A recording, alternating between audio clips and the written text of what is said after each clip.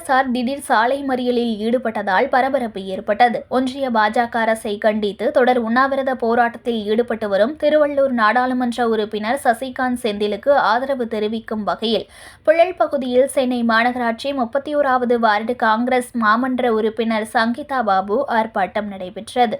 மாவட்ட தலைவர் தலைமையில் மாமன்ற உறுப்பினர் சங்கீதா பாபு திடீர் சாலை மறியலில் ஈடுபட்டதால் பரபரப்பு ஏற்பட்டது.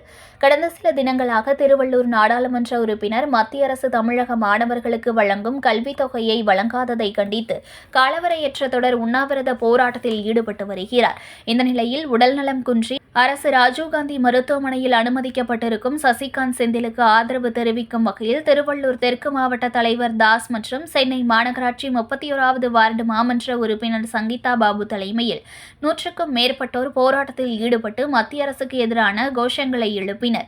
மேலும் திடீரென மாவட்ட தலைவர் தாஸ் தலைமையில் மாமன்ற உறுப்பினர் சங்கீதா பாபு மற்றும் காங்கிரசார் சாலை மறியலில் ஈடுபட்டதால் பரபரப்பு ஏற்பட்டது. இதனையடுத்து பாதுகாப்பு பணியில் இருந்த போலீசார் சாலை மறியலில் ஈடுபட்ட காங்கிரசாரை அப்புறப்படுத்தினர். மேலும் நிறுத்தி வைக்கப்பட்டுள்ள தமிழக மாணவர்களுக்கான கல்வித் தொகையை உடனே தர வேண்டும் என்ற கோரிக்கையுடன் போராட்டத்தில் ஈடுபட்டு வருகின்றனர்.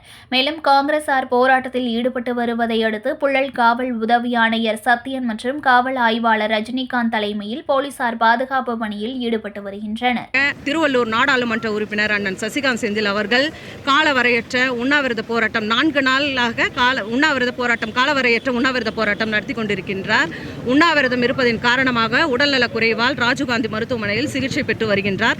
அவர்களை ஆதரித்து நாங்கள் 31வது வார்டு சார்பாகவும் காங்கிரஸ் மாமன்ற உறுப்பினர் என்ற முறையில் எங்களுடைய அண்ணன் மாவட்டம் அவர்களின் தலைமையில் இன்று அண்ணன் மாவட்டம் தாஸ் அண்ணன் தலைமையில் இன்று காங்கிரஸ் நிர்வாகிகளும் காங்கிரஸ் பேரியக்கத்தின் நிர்வாகிகளும் உறுப்பினர்களும் பொதுமக்களும் அனைவரும் இணைந்து இந்த போராட்டத்தை நடத்தி கொண்டிருக்கின்றோம்.